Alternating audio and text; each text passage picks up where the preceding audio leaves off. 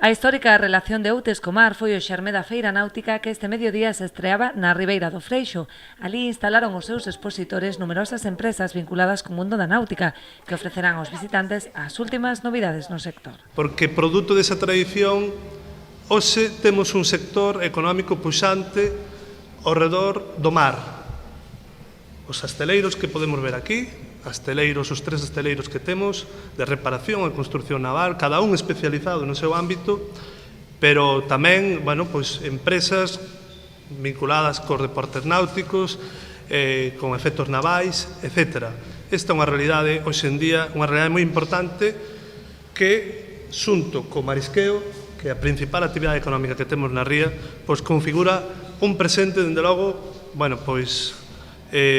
dunha enorme importancia. A feira, organizada polo Concello Obeiro do Gal, Seo de Fisterra, Muros Noia, conta co apoio económico da Xunta a través do Fondo Europeo Marítimo e da Pesca e de Portos de Galicia, que cedeu o espazo para a súa instalación. E poder agora disfrutar con todos estes stands, co traballo que hai detrás de tanta xente, eu creo que vai ser moi gratificante, non? Moi gratificante para todos.